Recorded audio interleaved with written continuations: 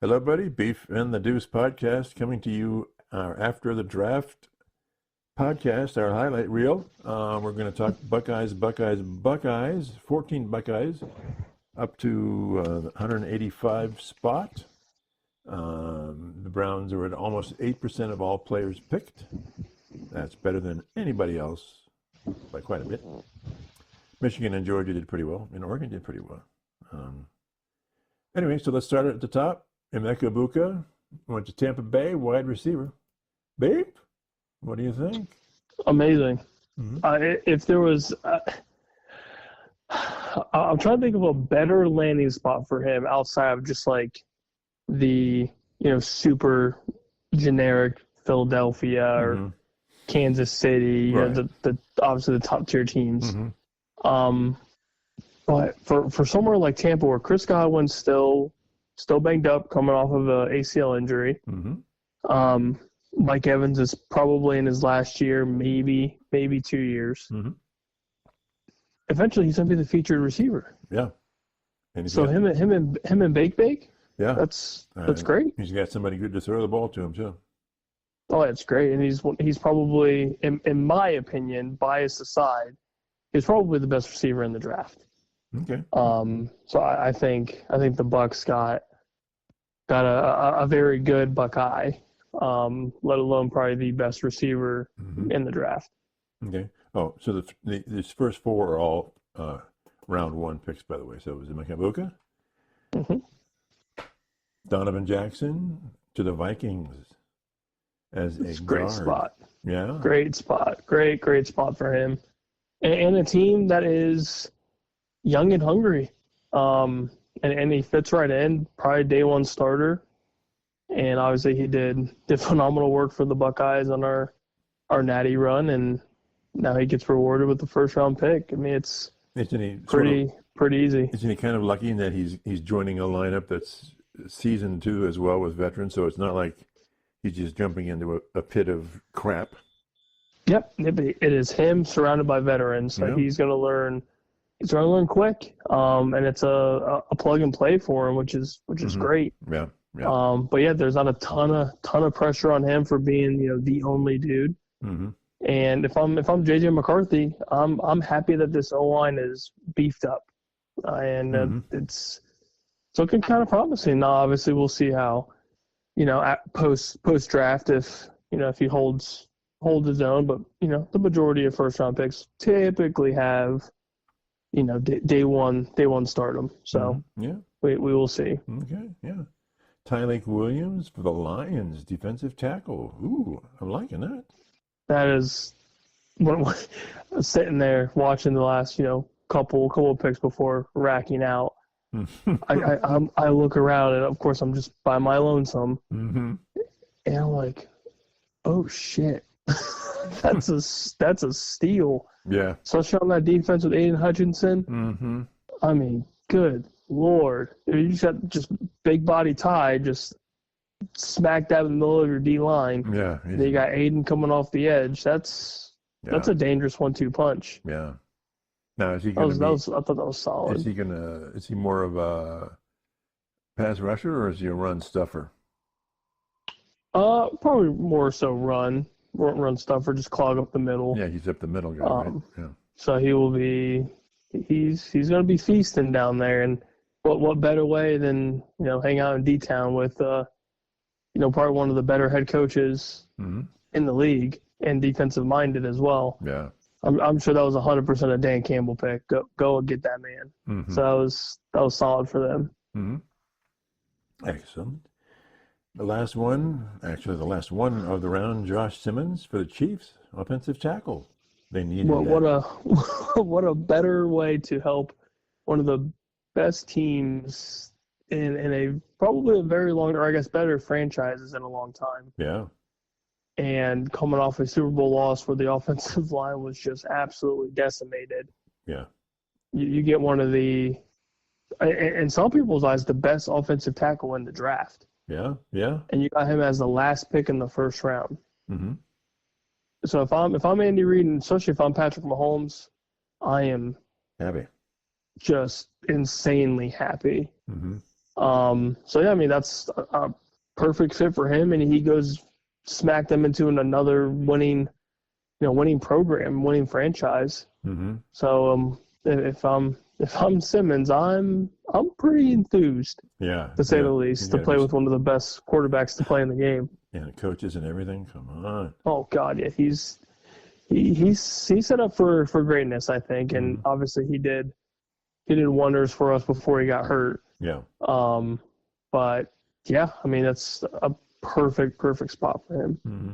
Yeah, loving that. Okay, now we go to round 2. Quinshawn Judkins to the Browns. My Brownies running back. Now you gotta talk to me about this one. You gotta tell me you're happy. I'm happy. I'm ecstatic. It's almost like Joe Flacco Part 2. Oh my gosh! Yeah, this guy. What a pick! This guy is. Yeah, I mean, with who's the other running back they've got now? That's on your roster currently. Yeah. You still got Chubb technically. You got Jerome Ford. Yeah, Ford, and this guy. I'm talking 1-2 puncher, don't you think? Oh, do I think? I know. Okay. That was amazing, and you still have a chance to keep Chubb. Yeah. Which is crazy. Yeah. So I mean, what a pick for you guys. Yeah. I going into day 2. Of course, we talked throughout the weekend. Of course, we were hoping that you guys would probably snag a quarterback Mm-hmm. and probably a running back. And Mm-hmm.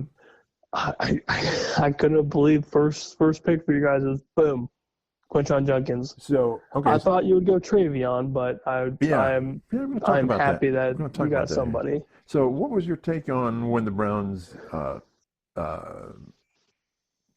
traded back in the first round? We were both talking about that. I was enthused for you guys. Yeah, I was like, they're smarting it here. I was more surprised that out of all the teams, it was Jacksonville. Yeah. If anything, I thought it would be the Raiders, mm-hmm. or it was going to be the Bears to snag a running back, or a team kind of out of left field, like I don't know, like the Niners, for example. Like mm-hmm. if they want to backfill Debo's spot with another, Debo-esque playmaker like mm-hmm. Travis Hunter. Yeah. But yeah, I was just like, the Jags did all of that to move up 3 spots. Yeah, you gave up a lot. And if you're the Browns front office, you're finally backfilling the draft picks that you lost. Yeah, finally. Which was, we talked about that for months? Yeah. That that one of the better ideas, if not the best idea, is to trade that pick, because whoever is at number 2 is not changing the face of your franchise. Right. There was nobody in this draft that is changing your franchise. Right. There's no Patrick Mahomes in this draft. There's no, I guess if you want to pull the homeboy, there's no Ezekiel Elliott in this draft that could literally take your running game to the next level like that fast. And who they picked, Mason Graham. What a super pick for them. Oh, huge for them. Huge for them. And we talked about Mason Graham throughout the Michigan-Ohio State game, where he just completely shut down our run. Yeah, completely. Completely. It was devastatingly bad. Yeah, and he also plays in the hardest, toughest conference in college football. Yeah, he does. So, great pick. Top 5 pick, he's clogging up the middle. You're beefing up that D-line even more so now, because now you got a threat through the middle. You have a threat on the outside edge with Myles Garrett. Mm-hmm. Yeah. Beautiful. They did it perfectly. Now we'll go into later on in the draft. But, yeah. Okay. So it was a home run for sure. Yeah. So now Travion Henderson went to the Patriots as a running back. Mm-hmm. What do you think about that for them? I mean, beautiful. Just perfect, because Antonio Gibson's probably gone. Yeah. Ramondre Stevenson, it was very up and down for him. Mm-hmm. So Travion can easily, very, very easily, slide into day 1 starter. Really? And if I'm Drake May and I'm Mike Vrabel, which again I'm sure Mike Vrabel had a lot to do with that pick. Mm-hmm. And he's a hell of Travion. Well, a pass Travion blocker. is just a hell of a player, and he does everything. Yeah, he's like one of the phenomenal pass blocker for a college running back. Yep, and he's low to the ground for his size, and he's big. He is big, and he's fast. Yeah, and doesn't hesitate to take on these rushers. Yeah. Nope, and if you also want to sprinkle in his stats, he's averaging over 7+ yards a touch. Yeah. Now in the Big Ten. Yeah. Let alone the CFP. With trading runs with Judkins too. Which is wild. So it's absolutely insane. Do you think that Browns looked at both of those running backs and said, well, we kind of like, do you think Judkins fits the Browns a little better than Henderson does? Because I would think. And that's what I'm thinking was the decision making was they wanted something similar to what they got out of Nick Chubb, which is one cut go, just downfield speed, tough through the trenches, and out of the two, Quinshawn fits that mold. Not saying that Travion doesn't run hard, because we all know he does. But I think the fit of the one cut go, run through the trenches a little bit more is Quinshawn's style. Yeah, he's more between the tackles, right? More or less. Yeah. And I think, personally, I would have gone Travion first. Just the dual threats a little bit more. But at the same time, it's tough to say one's better than the other because they were both so damn good. Yeah, and the run and Ford's pretty good for the Browns. I mean, they've got some running ability already, right? Oh yeah, absolutely. But either way, you couldn't have gone wrong. If we're really like diving into it a little bit more. Travion's a little bit more explosive, especially with yards after catch or yards after first contact. It's pretty impressive. But Judkins doesn't drop the ball much. He doesn't get the ball much. But he's a solid Judkins is just head down, go for it. So then how does Henderson benefit the Patriots, say, more than a Judkins does? Unless it's going to change under Mike Vrabel, which I don't see it'll change much offense-wise. It's, the halfback screens, the stretch runs on the outside. Okay. Obviously, the pass blocking is huge for the Patriots because their offensive line was so bad. Yeah. And they obviously worked on that entire draft, snagging Will Campbell early, which was perfect for them. Yeah. Now you're sprinkling on pass blocking from your running backs, also huge. Yeah. I thought that was maybe the same, but I thought that maybe would have been something that the Browns would have looked at really hard because, again, their quarterbacks were being decimated last year by the rush. They were getting killed. Yeah, and Quinshawn, for the most part, too, did his work in the pass blocking. It's just that you could obviously tell the difference between the two. Travion was just in your face right from the snap. Yeah, taking it. Yeah, so, either back was perfect. I was just glad that they actually did what they were supposed to do because the Browns faithful hasn't really been terribly pleased with the drafts.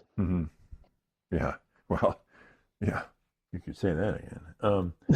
So then the last one or the last Buckeye in round 2 is JT Tuimoloau, Colts edge rusher. Now he's fast, but he's not a big guy, right? No, the more after seeing him for the spring game, out of being next to everybody else on the defense, that's a big boy. That is a big boy. Yeah. So I think value-wise for him, for the Colts, that was huge. Especially they got him relatively later in the day, or I guess in the round. And it kind of fits what they need, Colts-wise. Because Colts didn't really have a ton of pass rush. Right. And with JTT, in the latter portion of the Buckeye season, such with the CFP push, he balled out, completely broke out, and him and Jack Sawyer did the damn thing. And I think a lot of that helped both of their draft stocks a little bit. How do you assess that? Because like they were good, very good during the regular season, but they weren't really getting a lot of pressure on their quarterbacks. But then this playoff run was just phenomenal. So what's real, the regular season or the playoffs? I would say the playoffs were real. Why? Were real for everybody. It kind of seemed. Can they maintain that kind of? Can he maintain that kind of pace though? I mean, he's going to have to. It's at the NFL. Yeah, you have no choice if you want a roster spot. Yeah. But I think it was just more so of maybe just going through the motions a little bit before the Michigan game, especially, the game before. Mm-hmm. You're just, kind of looking past whoever. And then I guess kind of getting shown up by Michigan, not playing hard enough. Embarrassed, yeah. Obviously, you got embarrassed. And I think that fire that was lit under Ryan Day by the players and vice versa just kind of brought the best out in everybody. I mean, you obviously saw Will Howard play the best of his career in the CFP. Yeah. The defense was the defense that we thought was going to be all season. Yeah. They came out and played those last 4 games. I mean, everyone came out like a bat out of hell. Yeah, a team possessed. Yeah. Truly. So I think that was the true nature of every player on both sides. Okay. So I think it's definitely for real. And then obviously you go through the combine and those numbers are real. So and a lot of those players did relatively well. So you think JT's going to be okay doing the sweep moves and stuff that the edge rushers need now, the big fast moves? I think so. I mean, and obviously I feel like there's not a ton of difference when you come from a program like Ohio State, as big as they are, and obviously as the strength training coaches, obviously, like they're gonna put on more size in the NFL. Mm-hmm. But I feel like Jim Knowles as a coordinator, and obviously the assistants on the defensive side, all of those guys are top tier at their coaching level. Mm-hmm. So I feel like from going to the Buckeyes to going somewhere like Indy, I don't see there's going to be a ton of a learning. The learning curve is probably very minimal, rather than coming from like a Big 12 school, for example, like a lower tier Big 12 school. Mm-hmm. That learning curve from a not so tough conference to the NFL, that's probably going to be pretty massive. Yeah. But you come from a national championship winning program, then you go to the NFL, regardless of who you go to, you're kind of sort of well prepared for that next level. Like, is there still a learning curve? Yes. Is that learning curve a lot? Probably not. Mm-hmm. You don't win national championships in college if you're not, well prepared. Yeah. Yeah. So I think that's going to help everybody. Mm-hmm. And yeah, I mean that CFP push for that entire defense is obviously gonna definitely pay off. I mean, they're playing one of the best teams in the SEC, or two of the best teams in the SEC. Mm-hmm. And obviously just bulldoze through the top-ranked team in the nation, Mm-hmm. and then kind of beat the brakes off of Notre Dame. So Yeah. I think they'll be well prepared. Okay. Buckeyes had nobody in round 3, but I'm going to give a shout out to two guys that you have a soft spot. One from Bowling Green and one from Toledo, Mac Schools. Mm-hmm. One is your alum, Darius Alexander from Bowling Green. He went to the Giants, a defensive tackle. And Harold, what's his name? Fannin, went to the Browns. Tight end. Tight end for the Brownies. What do you think about these guys, huh? You love them. Oh, I love the tight end. The tight end pick, Mm-hmm. I mean, he was talked about the majority of the season as being one of the better tight ends, even coming out of the MAC. Mm-hmm. I mean, I think, what did they say? He had however many catches, like over 100 catches as a tight end, well over 1,000 yards. He's huge. Big and fast. That's all you can ask for. And, yeah, drafted in round 3 from the MAC. Yeah. Like, So what about pretty impressive. Darius Alexander then to the Giants, defensive tackle? That dude's massive. Yeah. That dude's big. So are these guys that could have been in like a Big Ten school easily? Well, 100%. Okay. They're that good. 100%. They were that good. But yeah, I mean, you typically don't get drafted very high coming from MAC schools. Mm-hmm. There's very few. Obviously, Quinshon Mitchell, who is now a starting quarterback for the Eagles, came from Toledo. Outside of that, it's very few and far between. So good on them. Yeah, thought I'd give them a shout out there. They deserve it. Absolutely. Round 4, Cody Simon, linebacker for the Cardinals. What do you think about that one? Beautiful. That was big value. Okay. And Arizona needs help. Yeah. Big time. Yeah. And what better way to get help from one of the defensive captains Now, is on he a national championship winning team? Yeah. Now, is he more of a middle linebacker or is he an outsider? I want to say it was more middle than anything. Okay. But yeah, obviously he was part of the national championship winning defense and played his ass off. Needless to say. Yeah. So the Card secondary was kind of a Swiss cheese last year? Yes. But at least from now they actually have some sort of defensive ability to stop the run because they couldn't stop the run for anything. Right. So old Cody will definitely help on that end. Okay. Good for him. Lathan Ransom, Panthers. Now it's listed as SAF. What does SAF mean? Just safety, I believe. Should just be safety, I think. Well, why would it be SAF instead of just S?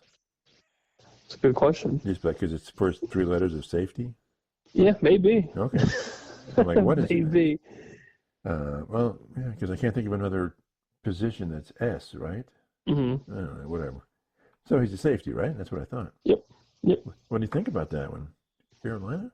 Well, Carolina needs a lot of help on both sides, and Lathan was probably one of the better safeties in the draft. Obviously got better with time, and out of the 4th round, that's insane value. Insane value for them. So if he doesn't pan out, I mean, okay, it's a 4th round pick. If he does, that's cheap as hell.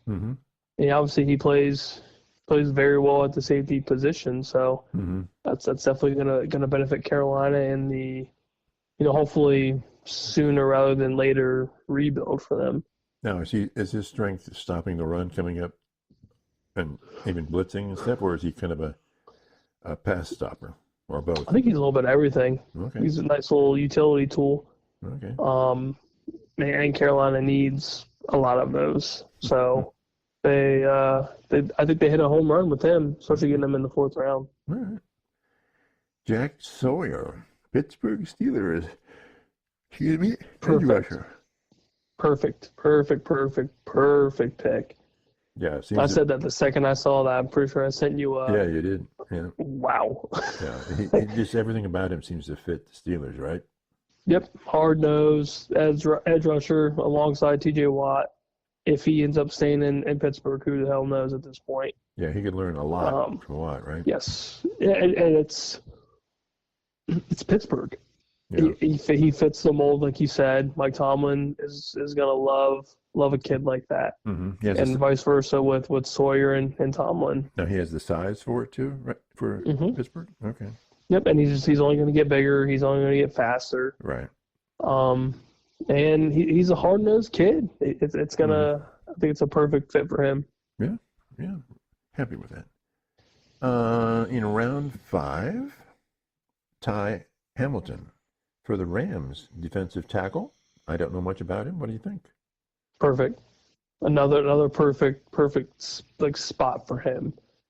Because they're already working with their 1st round draft pick from last year. The Rams are on the defensive side, and now you get big boy Ty Hamilton just clogging up the middle of your defensive line, which is what they need. So it's kind of sort of they're trying to fill that void of no more Aaron Donald, obviously. And I think with Verse and now Ty Hamilton kind of clogging up that middle, to be perfect. I think it was another solid value pick, which a lot of the draft experts, Mel Kiper, big draft expert there. But a lot of the guys mentioned that the day 2, day 3 Buckeye draftees that will be, all of them have insane value. Like most of them obviously would not go round 1. Obviously, we got 4. Which but is the impressive. majority, which is great. But the majority of the guys are just great value day 2, day 3 picks. But yeah, that Ty Hamilton spot for the Rams, I think, is pretty good. Now, does that feel a real specific need that the Rams had from last season? Yep. They needed middle pass rush. They had the edge, but they were getting pretty beat up in the middle. One of the reasons that they didn't go they went pretty far, obviously, but didn't quite go far enough, huh? Yep. So that helps fill the middle void, and Ty Hamilton gets the quarterback, and he's again a big body. So, but he's going to stuff up the middle, right? He's the middle guy. Okay. Yep. All right, Jordan Hancock to the Buffalo Bills, cornerback. Yep. They need secondary, and that's a pretty solid secondary pick. Was that kind of the Bills' big more of a weakness? nickel, a bit more of a nickel guy. But he goes to a good franchise. Would he be like a third down kind of come in for the nickel? Yeah, nickel setup, third and whatever sort of guy. Maybe could push into being the number 1 or number 2, depending. We saw I would say a good enough Jordan Hancock with the Buckeyes. So yeah, you go to a pretty good winning franchise, and they're filling a little bit of void there with secondary. So I think starting early with Buffalo will be beneficial for them. Yeah. Okay, end of round 5, we have Denzel Burke going to the Cardinals again, cornerback. There's another defensive pickup for the Cardinals, right? Yep, they love their Buckeyes. They love the Buckeyes. What do you think? I think if it's the Burke that we know that he can be, then it's perfect. If we get what would that be, 2 years ago, Denzel Burke, where he's just getting destroyed, then we're in trouble. They're in trouble. Yeah, and he's in trouble. But I think this last year kind of proved that he's got some game. He can hold his own. For the most part. It's just consistency is going to be. Don't you think it's kind of the biggest question mark? A mental mistake for him, because he seems to have all the physical traits. But he just at some point just phases out of the game or the play, and it's like, wait a minute, Denzel, what happened here? Yep. It's just the consistency. That's why he dropped down as low as he did. But if it works out and he kind of gets everything together that we know that he can, then the Cardinals kind of sort of got a steal, because he can do the one-on-ones pretty well when he's on. When he's off, it looks awful. But terrible. But yeah, if he's on, he's on, and it works out great. So the value's there. Okay, so you're thinking the Cardinals said, well, end of round 5. You definitely take a flyer. Absolutely. Take a flyer on that one. Okay, good. Absolutely. Round 6, at the 185 mark, Will Howard, Steelers quarterback. Insane value there, especially for Pittsburgh. Are we talking because this quarterback? I didn't think he would go that far down, but it seems like the quarterbacks just dropped precipitously, all of them except for Ward. And so when the first group kind of went out of round 1, then it just shoved everybody back down. Is that fair? Yeah, I think so. It's not a very heavy quarterback draft. Right. So with the. But you were hot on this guy. I mean, you like him. Yeah, I think Will Howard is, if you're going off full value of quarterbacks, So obviously Cam Ward was, I mean, in my opinion, is not worthy of the number 1 pick. Right. I truly don't think he's that good. But the Titans believed he was. And they snagged him, and it is what it is. Yeah, they needed him. So. Yep, and obviously me personally, I wasn't the biggest on Shedeur because of the conference he played in. Everyone, has their opinion on that. We'll dive into that monstrosity. But then, you go into round 3, Dylan Gabriel flies off, which was surprising. Yeah. But yeah, I mean, I think it was just the position players were just better in general. So a lot of teams are snagging value at those positions. Receiver, the running backs started to kind of fly off shortly after round 2. You kind of had a little bit more running backs and receivers flying off. And then, the quarterback position kind of sort of got forgotten until the last couple rounds, and then they started flying off again. Yeah, so what is the Steelers quarterback room looking like right now? They got Will, and then Rudolph. Yep. And who else? Anybody? As of right now, those are probably the 1A, 1B for the starting spot. So it just screams that they're going to pick up Aaron Rodgers. To me, whether they will or not, it's just like they've got to get. They just can't go into the season with 2 quarterbacks. It's just not going to work, right? Yeah, and this will probably be the moment of truth post draft to see kind of what happens. But if I'm Will Howard, you have a pretty good shot of possibly being the day 1 starter, depending on how you do post draft. Yeah. He's got nothing to lose, right? No, and it's there's a bunch of value. Value is going to be the key word of this podcast for the Buckeyes. But I mean, he's coming off a national championship winning team. He's obviously got a winner's mentality, leadership qualities.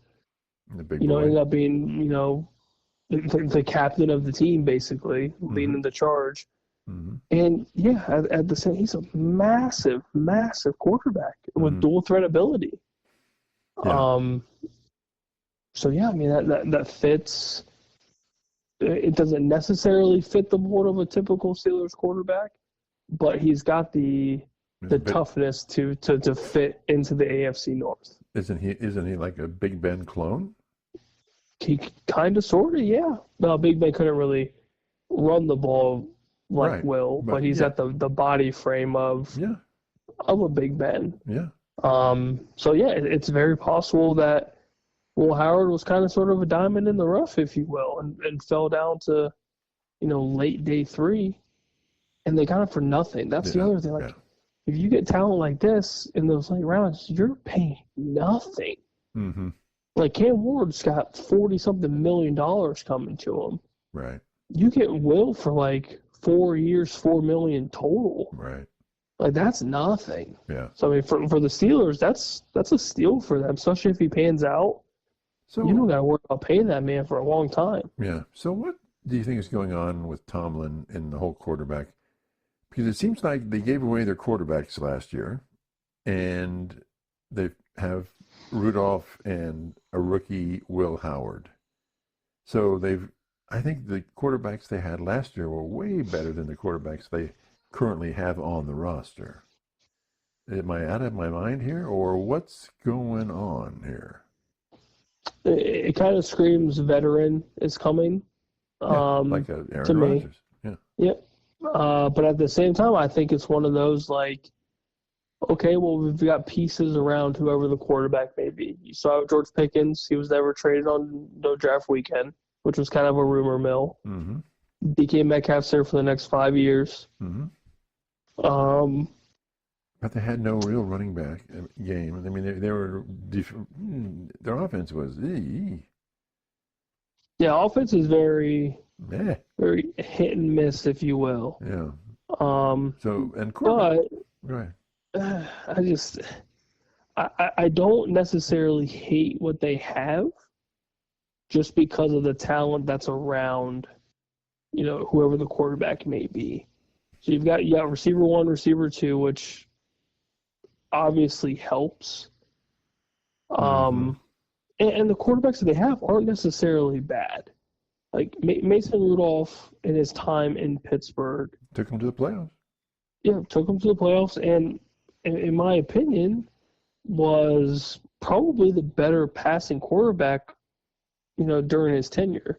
Kenny Pickett was a bum, just a true bum. And at least Rudolph wasn't afraid to throw the ball. No, he's not going to light up the scoreboard for you, but he's going to get you 200-something plus, couple touchdowns, and limit the turnovers to a minimum.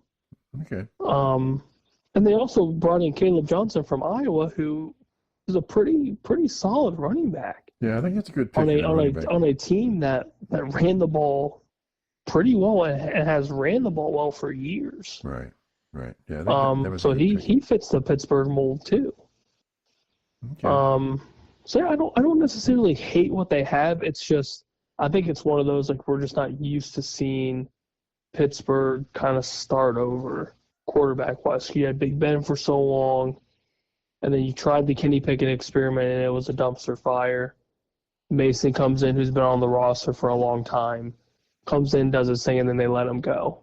And then the Russell Wilson experiment was just meh. For some reason, they got rid of Justin Fields, which, again, Justin chased the money, which go get your money. I have no issue with that. Yeah. But I kind of like what they have right now. I don't think it's necessarily terribly hateful. But they've got to get another quarterback, hopefully a veteran quarterback, and who is available that's out there right now. There's only one, maybe two. And that's Aaron Rodgers, and if you want your boy Carson Wentz, go get him. But so I think that's kind of it. So you think that Kirk Cousins is just stuck in Atlanta right now? Kind of. I think so. Unless somebody pays the majority of that contract, which nobody wants to. Right. Because it's too much money. Right. So the Falcons are kind of stuck with him, which isn't necessarily a bad thing. Because if Penix gets hurt, you still have a pretty solid backup who has started for, a couple teams throughout his tenure and has done pretty well. Okay. So yeah, I mean, we'll see what happens in the coming weeks, and especially when it gets to the nitty gritty of camp and preseason and all that. We'll see what injuries come about because it happens every year. But as of right now, I think Pittsburgh's fine. I might be one of the very few that thinks that. Yeah, I think. But I don't necessarily hate it. Okay, all right. Good on you. Well, another shout out, just me personally. I mean, I like Kyle McCord, and he got drafted in the 6th round by the Eagles. So he's a quarterback for the Eagles. Good for him. Great fit. Going back to the East Coast, and regardless of if you agreed with him transferring to Syracuse or not, I think he bettered his draft stock massively doing what he did in Syracuse for the year. Because if he stuck around with the Buckeyes, I don't necessarily think his draft stock would have been anything. He probably would have gone undrafted. You think he would not have been a starter then, right? Yeah, I think him going to Syracuse and lighting up the ACC the way he did, that benefited him. So I mean, good on him for taking the risk and doing what he did, because now he is more than likely a quarterback 2 for Philadelphia. Okay. He's in a backup Jalen Hurts, which is not a terrible place to be. No, so not at all. So, anybody else on the draft that? So, okay, let's talk about the Browns' quarterback situation then. The massive amount of quarterbacks that you have. The fact that they have 4 on the books right now, not including Watson. Yes. So they're not going to have 4 quarterbacks on the roster when they start. That's just not going to happen. There's too many quarterbacks. So, in your mind, what happens here? So my guess is Deshaun's just done. Right. Yeah. Well, he's out of the. Yeah, but we're talking about the four guys that are there now. Yeah. So he's probably just gone. Mm. My guess is Flacco's not going anywhere, Mm-hmm. so he's good. People are And I saying he could think start. I think Flacco has a very strong possibility of starting. I think if I'm going off anything, my guess is Kenny Pickett's probably the lone man out and possibly gets cut. Really? Because Dylan Gabriel and Shedeur are going to be so cheap to keep on the roster. Yeah. And I truly think those two are just better than Kenny Pickett. Yeah. I wasn't terribly impressed with him in Pittsburgh. The one game we saw him in Philly, I was like, yeah, this dude's he's a bum. He's just a bum. So, now, I like the Dylan Gabriel pickup for the Browns. I think it's a good one. Yeah, he's a little short, but, so people considered Bake a little short, maybe about an inch and a half taller than Gabriel, but when he was around for 6 years playing quarterback in the college. So for a guy, I think his upside, whether it's huge, I think he can get up to his upside quicker than a lot of quote unquote rookie quarterbacks. I think it's a shorter path to whatever he's going to get to. Mm-hmm. That make any sense? Yeah, and I think he was a UCF for a couple of years, played great. Went to OU, played for Oklahoma for the year or two he was there, and played well. And then obviously went to Oregon and was one of the best quarterbacks in the nation. Yeah. And was Big Ten Offensive Player of the Year, something like that. So yeah, he obviously. I'm not saying he's not well deserving of the pick, because I think the more, obviously, after the kind of the shock value of like, oh wow, he's Dylan Gabriel 3rd round. If you look into it a little bit more, that it makes a little bit more sense. Just because of the tenure, like you said, the 6+ years of college football he had, that's massive experience. And look at the likes of like Jane Daniels, was in college football for a year or so longer. That extra year was massive for him. Now he goes on and succeeds in Washington as the face of their franchise now. I'm not saying Dylan Gabriel's going to be the face of the franchise for the Browns, but it's a lot better for a guy that has all that experience than you go back and when you drafted Brandon Weeden. Terrible. Just terrible. Thank you for bringing that up. I appreciate it. You're welcome. God. Or like Johnny Football. No, obviously it's a generational name for Johnny Manziel, but there wasn't a ton of quarterback years under his belt. There was 1 to 2 years. Dylan Gabriel's got, like you said, 5 to 6+ years. Yeah. That experience is going to do something. Yeah, he's a hard worker. Yes, so that should be beneficial for you guys. And then obviously, the talk of the draft is Shedeur going to Cleveland. Okay, let's talk about that a little bit. Aside from why they picked him up, they moved up. They bumped up to get him, even though it was in round 5. So they had to have their eye on him somewhere, because otherwise they could have just let him fall and they could have picked him up without making a trade. Because you're trading in the 5th round for somebody. It's like, So are they saying, we've got nothing to lose, he's going to be cheap as dirt, let's give it a shot? Yeah, and I think that's exactly right. You have arguably, depending on who you are, and most draft experts had him as a top 3 quarterback. At one point, he was the 2nd rated overall player to get drafted. And he fell because of things that were outside of just being a football player. It was just being an asshole, and interviews with GMs being very entitled and all this stuff. And, like, those are obviously issues. And like, not prepared. He wasn't prepared. Yeah. So those are obviously issues that are a massive deal. But I feel like this pick was, we're drafting the football player. Okay. We are drafting the guy on the field. Now, was he initially worthy of a first round pick regardless of, whatever number he gets picked at? No, absolutely not. You played in the Big 12. When you played for Jackson State, those are FCS opponents. Mm-hmm. You're balling out against FCS opponents. Good for you, man. Mm-hmm.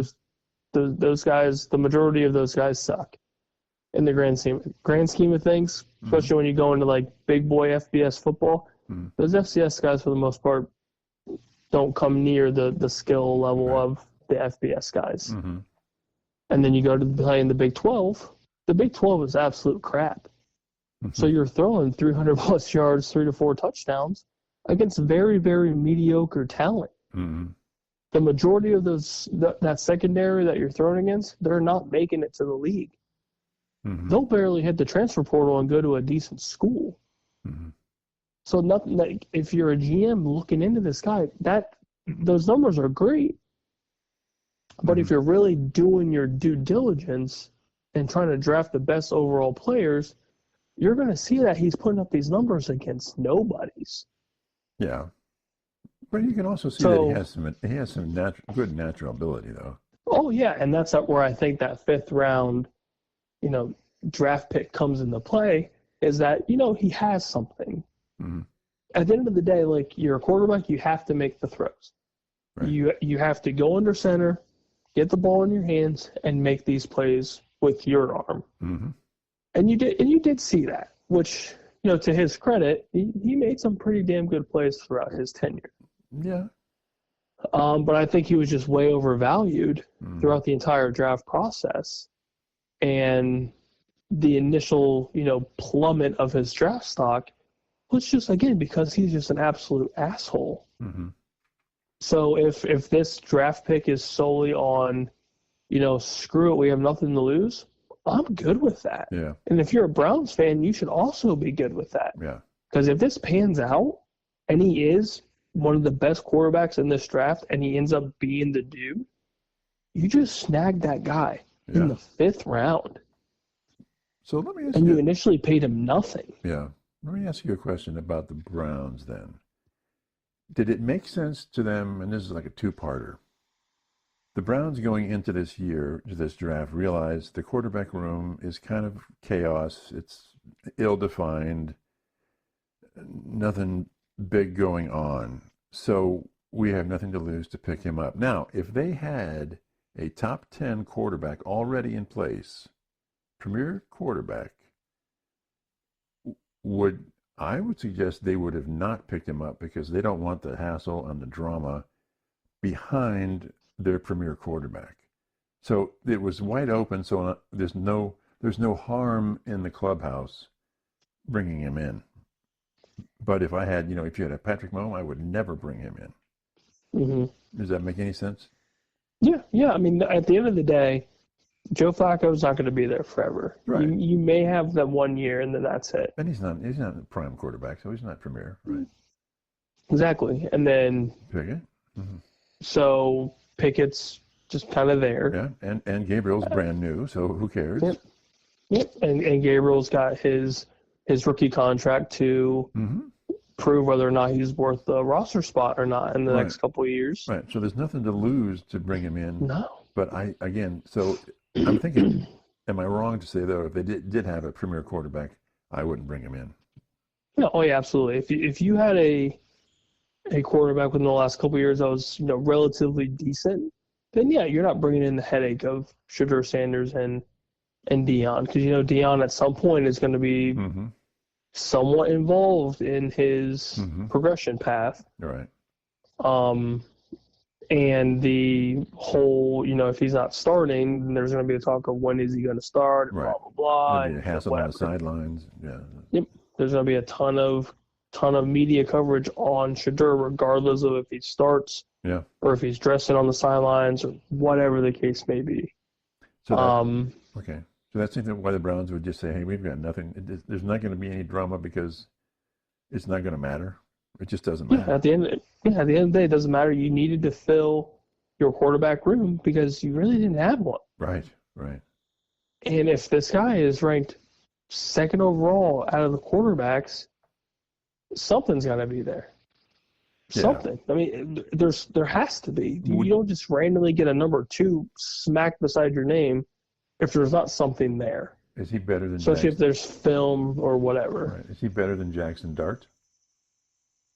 I would say no, because Jackson Dart did it against SEC caliber talent players and guys that went to the draft. Mm-hmm. They got drafted early. Yeah. And he was still putting up solid numbers. Yeah. So I mean, personally, I thought Jackson Dart was better than really any of the quarterbacks in the draft. Really? Even like Ward? I think he's better than Ward, because Ward also did it against ACC talent. Yeah. Okay. And their defense was so bad that they're also down 14 plus points every game, so he has to throw the ball. Yeah, that's true. Their offense wasn't balanced.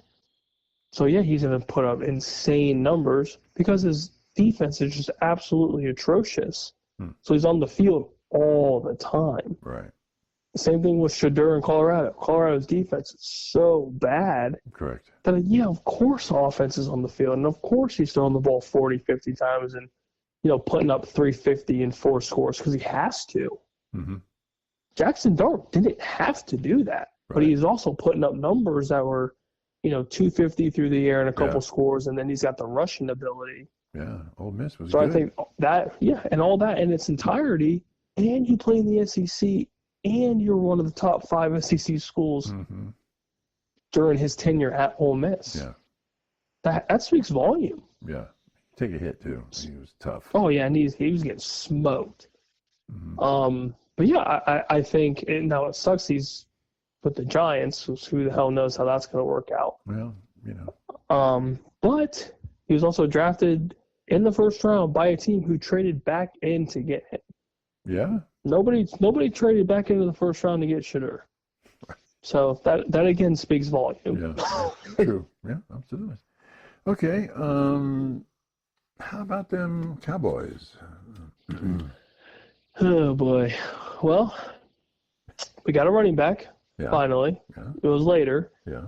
I don't mind taking Blue from Texas. I thought if you're going to draft anybody later, that is probably the guy to draft. When healthy, he's one of the better running backs in the country. And you're not really complete shit if you're a running back for Texas. Right. Texas traditionally has a very, very solid rushing attack. Yes, they do. So snagging him later on in day 3, I'm not mad about it. I don't hate reaching for Booker in the first round to fill Zach Martin's spot. I hated it for the sole reason that there was a ton of position players that we could have gotten, and we could have gotten a guard later. There was Matthew Golden, there's Emeka Ibuka, there's running back help, there's a ton more that I feel like we could have done than just go after a guard. I thought Henderson Premion would have been a fantastic fit for the Cowboys. Yes, I think a lot. You and me both. You and me both. And then again, like we didn't draft a top tier receiver. Now we got the corner from, I think it was East Carolina, who was coming off ACL injury. I liked the pick. It was the third round. I didn't hate that pick. I thought that was perfect. It was a great, possible man up corner, which is what we need. So I thought that was great. We got some edge rush in the second round, which was perfect. So I didn't hate our draft. I thought we could have done better with the first pick. Okay. Snag that, possible game-changing player. Like a receiver. If we wanted a running back, you could have gotten him there. or just trade the pick back and just gain more capital. Mm-hmm. But I mean, again, filling a Zach Martin hole is not easy to come by. True. So if you get a guard from Bama, I mean, you're probably going to be okay. But I just feel like with that 12th pick, like if you're top 15, you're trying to gauge. You're trying to get a player that's going to be an impact wherever he's going to play, if it's offense or defense. Mm-hmm. And I would just probably gone, personally, probably receiver, just to help CeeDee Lamb get some double coverage off of him. Mm-hmm. Because I don't necessarily believe in Jalen Tolbert too much. I definitely don't believe in Jonathan Mingo. Yeah. So I would have probably gone receiver. But I think overall, I think we did fine. Nothing like to write home about, but I didn't think we completely just got smoked by the draft. I just thought the first round could have been better. Okay. So let me ask you, this is one of those theoretical what if things, and it pops into my brain, which is sometimes pointless. Mm-hmm. What do you make anything of the two quarterbacks that were in the national championship game, both drafted so low in the draft? Does that mean anything? Outside of just the quarterbacks as a whole not being terribly strong, I think that didn't help their cause. Mm-hmm. But I at the same time, like, they're still drafted. Yeah. So that means something. Yeah. I was actually kind of surprised Riley Leonard got drafted at all. Mm-hmm. But yeah, I think just as a whole, quarterback wasn't a huge need for a lot of teams. Mm-hmm. You had a couple that obviously needed a quarterback. But like we were talking before when we were just ranking quarterbacks, more than half of the teams in the NFL have a starting quarterback that's relatively good. Yeah, yeah. They don't need, maybe only 7 maybe, yeah, that need a quarterback. Yeah, exactly. So, and a lot of those are either sticking with who they have or they're drafting a quarterback. Tennessee being one of those guys. Pittsburgh may or may not have their guy. We'll see. And then, of course, handful of other teams. But, yeah, I think a lot of it has to do with teams are kind of set with who they have. Mm-hmm.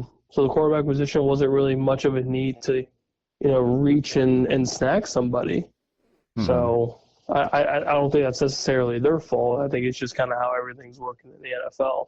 Do you think some of those teams can also say or look to next year where there should be a deeper quarterback class and say, well, we pick somebody up then? Yeah, absolutely. Absolutely. Just stick with who you have for this year, depending on who it is, and maybe reach for a veteran, do some trades, whatever the case may be. So, and some of those teams drafted a quarterback last year. Yeah. And they're kind of better off with who they have. So Yeah. So we're talking about all these people that were complaining. Well, like Sanders, he went so low and he's upset about it. Then I saw a comment by Joel Klatt, and he says the problem is everyone's doing their brand, everything. They're looking at the draft as the end, as the finish line. That's just the start. You're in the club. If you get drafted, you're in. And it's up to you to make the best of it. It's up to you. And no one's going to give you anything. But you're in. But you're in. And whether you were in the 7th round or the 1st round, you still have to prove it. And it's up to you. So don't look at it as this isn't, you got $4 million NIL and, maybe you're selling some merch, whatever. That's not the point. That's not the point. The point is to get in. To get in. And they're like, yeah, that makes sense. Just get in. Yeah, and with Shedeur falling to the 5th round, at the end of the day, all that matters outside of the draft is the money. And that's all anybody outside of you as the player really gives a crap about. Well, they're not making that much money. They should have stayed. Again, they're drafted. You have a roster spot for the team that drafted you. Yeah. And like you said, it is up to you to keep said roster spot. Mm-hmm. At the end of the day, you were drafted. Yeah. Yep. Regardless of wherever you believed you should have been drafted, it doesn't matter. There's first-round draft picks that make it a year and then they're done. Yeah. Because they suck. They're not cut out for it. Yeah. You've got Tom Brady, who is the greatest quarterback of all time. taken in the 6th round. Yeah.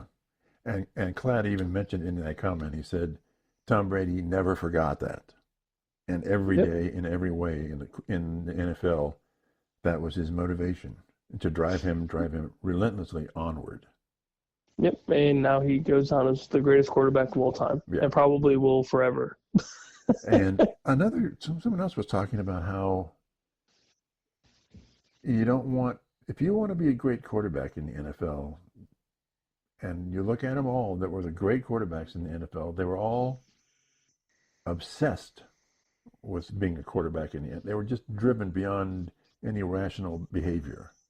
Whether it's Joe Montana, whether it's Johnny Unitas, and the other more modern guys, they're just absolutely driven and obsessed by being the best they can be. And that's their only focus. Their focus isn't merchandise. It's just being the best. And you have to do that. He said, you have to do that, especially a quarterback. You cannot not be. Yep. Yeah. Yep, absolutely. That's the difference between good and great. Or not so very, good. very simple. Yeah. Yeah. Yep, or not having a roster spot and not having a job. Yeah. So, but I'll be curious to see kind of how the quarterbacks pan out, because again, there's not a ton of hype behind the quarterbacks this year, as we're used to over the last decades and decades of drafts. And Purdy. This was kind of the first time that I've sat here and been like, I'm not really terribly enthusiastic about these quarterbacks. Yeah, but Brock Purdy drafted last. And he's doing he's a top 10, top 15 quarterback looking to get paid. Getting $50 million a year, right? Yep, we're waiting for it. We're gonna wait and see. Yeah. Okay. But yeah, it's there for the taking. It's a very, very weird world. But yeah, everything's there for these guys to kind of take it and run with it. But yeah, a roster spot's a roster spot. And if I'm Shadur and you believe you were the best quarterback in the draft, then prove it. Yeah. Go out there and prove it. Yeah. Yeah. Okay. I'm sure we'll talk about something next time. I don't know what. Maybe more draft stuff. Maybe not. Oh, yeah. There's always something. We always got something. Got to start getting into the season for the Buckeyes, upcoming season. See what's going on. Absolutely. So we'll talk to everybody later. Bye.